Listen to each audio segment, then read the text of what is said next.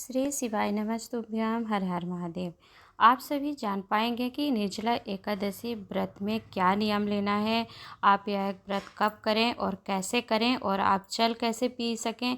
बहुत सारे प्रश्न और मन में संशय आते हैं कि इस दिन चावल का सेवन कब बंद कर देना चाहिए, कब खाना है और व्रत का पारण करके और व्रत का करने से पहले क्या नियम लेना है। तो संपूर्ण जानकारी आपको बताने का प्रयास करेंगे, तो वीडियो में अंत तक बने रहिएगा। साथ ही आप जान पाएंगे कि निर्जला व्रत जो है, निर्जला एकादशी का व्रत रखने से किस फल की प्राप्ति होती है और जो लोग व्रत नहीं रख सकते हैं तो कौन से ऐसे लोग हैं जिन्हें व्रत नहीं रखना है, नहीं रख पाते हैं, तो वह कैसे पुण्य प्राप्त करें। यह संपूर्ण जानकारी आपको नियम उपाय जानने समझने को प्राप्त होगा, तो वीडियो को अंत तक जरूर सुनिएगा, देखिएगा। यदि फिर भी कुछ मन में प्रश्न आए तो आप उसे पूछ लीजिएगा। तो चलिए देर न करते हुए हम अपने निर्जला एकादशी व्रत का उपाय नियम विधान जानते हैं।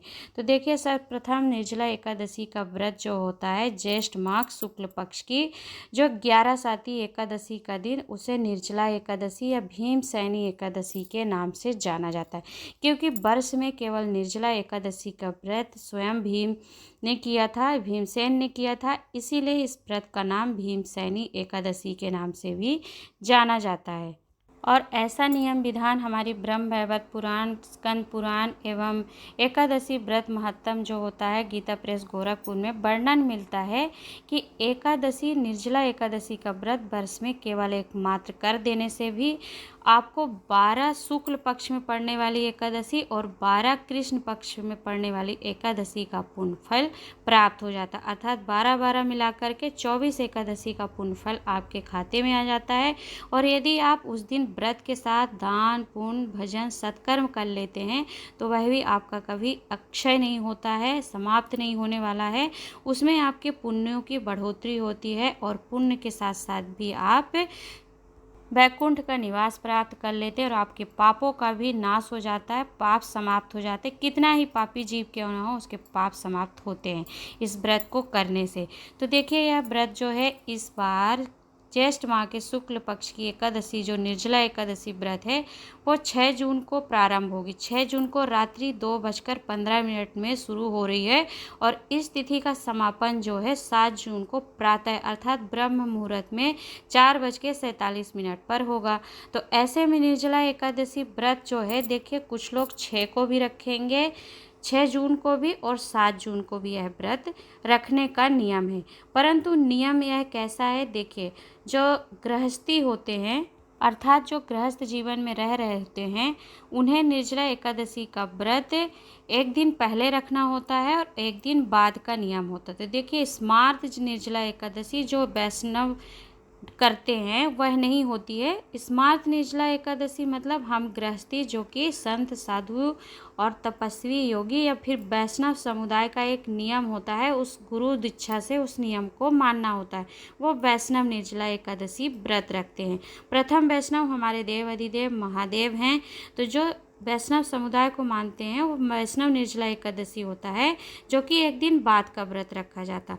और स्मार्त निर्जला एकादशी मतलब हम गृहस्थियों की जो एकादशी होती है तो वैष्णव एकादशी के एक दिन पहले प्राप्त होती है। लेकिन हमारे शास्त्रों में पुराणों में यह वर्णन मिलता है कि 10वीं युक्त एकादशी का व्रत नहीं करना चाहिए, उससे हमारे पाप नष्ट न होकर के पाप बढ़ते हैं और हमारे कुल का भी नाश हो जाता है। तो देखिए, 10वीं युक्त एकादशी से तात्पर्य है कि जिस तिथि में 10वीं का स्पर्श होता है उस व्रत को नहीं करना चाहिए। तो इस बार की एकादशी में जो है 6 तारीख की एकादशी में भी 10वीं तिथि का स्पर्श बिल्कुल भी नहीं है और 7 जून को जो एकादशी होगी उसमें भी 10वीं तिथि का स्पर्श नहीं है। इस विधान से दोनों दिन व्रत रखने का नियम आप ले सकते हैं। परंतु देखिए, एकादशी का प्रारंभ जो है 6 जून को रात्रि में हो रहा है 2:15 में। तो देखिए, 5 तारीख की रात्रि जो होगी उससे आपका व्रत प्रारंभ हो जाता है। अर्थात जब आप 6 का व्रत रखेंगे तो 5 की रात्रि से ही उस दिन आपको 5 को चावल नहीं खाना चाहिए और आपका व्रत प्रारंभ हो जाएगा। और 6 की रात्रि से 12 बजे से लेकर सुबह का जो ब्रह्म मुहूर्त आएगा 6 तारीख का, उसमें आप फिर जल पी करके इस व्रत को प्रारंभ करेंगे और रात्रि फिर 7 तारीख की जो आएगी सुबह, उस दिन आपको इस व्रत का पारायण करना होता है।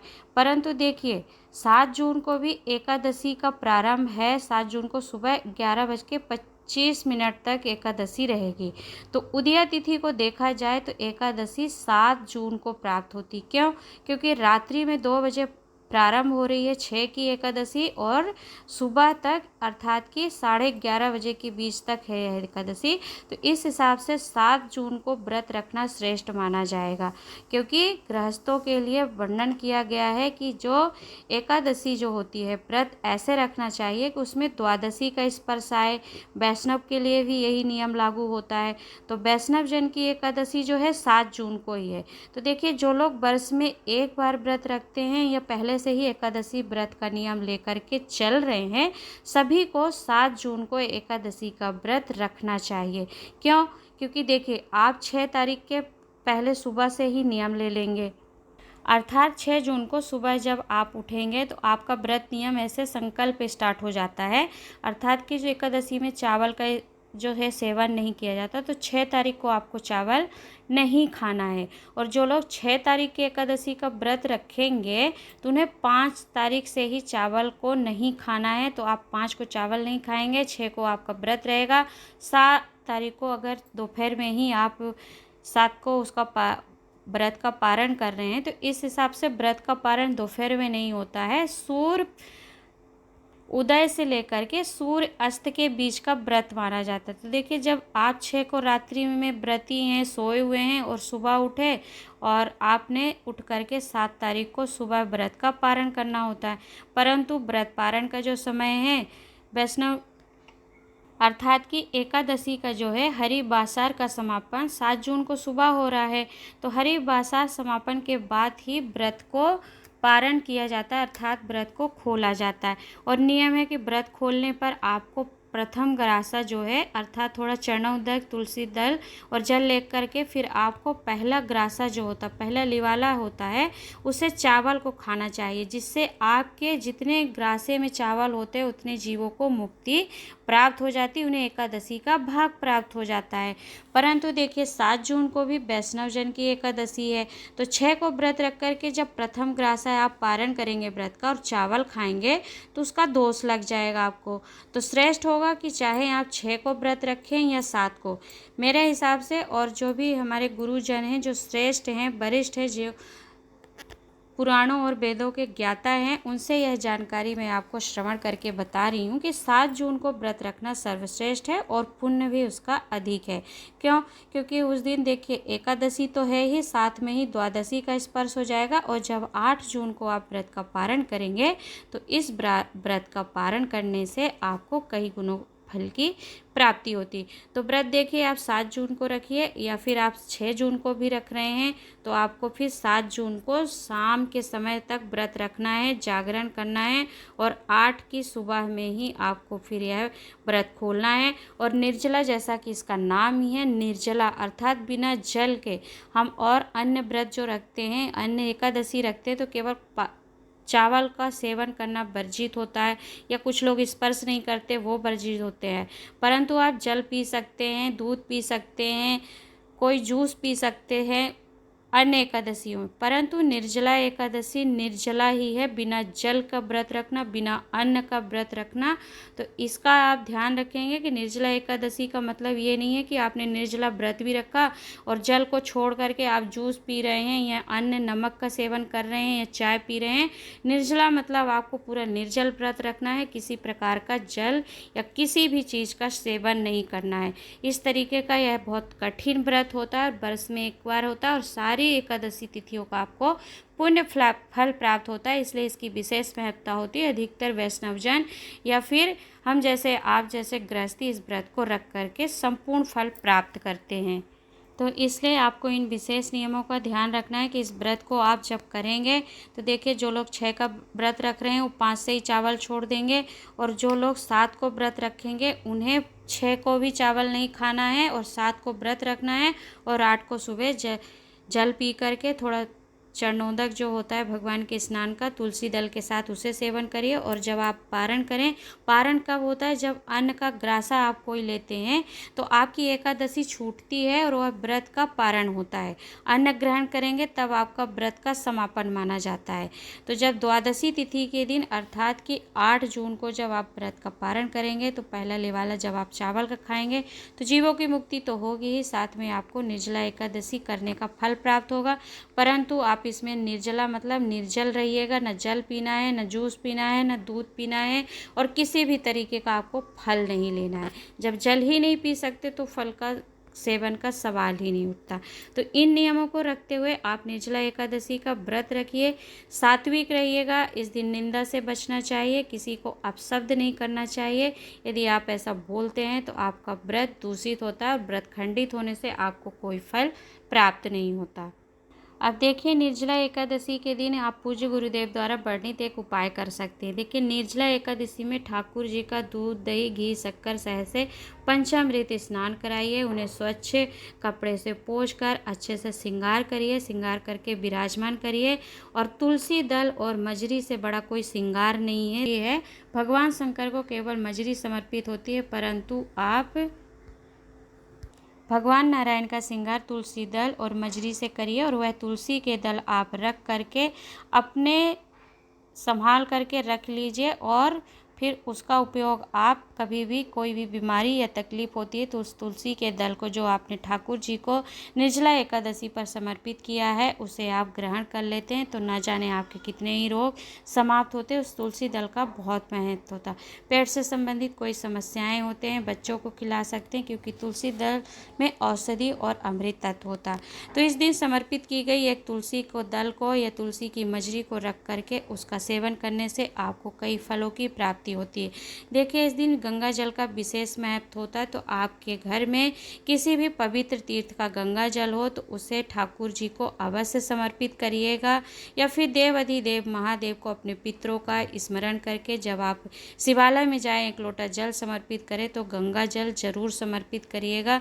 निर्जला एकादशी के दिन आपको देव अधिदेव की, महादेव की आराधना के साथ साथ गंगा जल का प्रयोग करके यदि आप उपाय करते हैं तो आपको कई फलों की प्राप्ति होती है। पितरों को मोक्ष प्राप्त होता है और आपके यहाँ के जीव तर जाते हैं और आपके पाप नष्ट होकर के 1000 गुना आपको फल प्राप्त होता है। और संपूर्ण एकादशियों के पुण्य फल को प्राप्त करके आप अपने खाते में निर्जला एकादशी व्रत करके कई एकादशियों का पुण्य इकट्ठा कर सकते हैं। तो देखिए, आप व्रत दोनों दिन रख सकते हैं, 6 तारीख को भी, 7 तारीख को भी। परंतु ये है कि 7 तारीख को यदि आप व्रत रखते हैं तो उसका अधिक पुण्य है, अधिक फल है। क्योंकि आप यदि 7 को व्रत रखते हैं और वैष्णव जन का भी 7 का व्रत रहता है, तो वैष्णव एकादशी का व्रत रख के जब एक गृहस्थी फिर परायण करता है व्रत को तो उसे अधिक फलों की प्राप्ति होती है, जो कि आपको 7 जून को करके 8 जून को सुबह में ही व्रत का पारण कर लेना है। तो यह कुछ विशेष समय एवं तिथि का आपको स्मरण कराया कि किस दिन आप व्रत कर सकते हैं और कैसे पुण्य फल प्राप्त कर सकते हैं। निर्जला एकादशी में अब आपके मन में यह प्रश्न आएगा कि कौन लोग कब पानी पी सकते हैं। तो देखिए, आपको पानी का सेवन बिल्कुल भी इस व्रत में नहीं करना है। यहाँ तक कि जूस नहीं पीना है, चाय नहीं पीना है, कोई फल आप नहीं खाएंगे।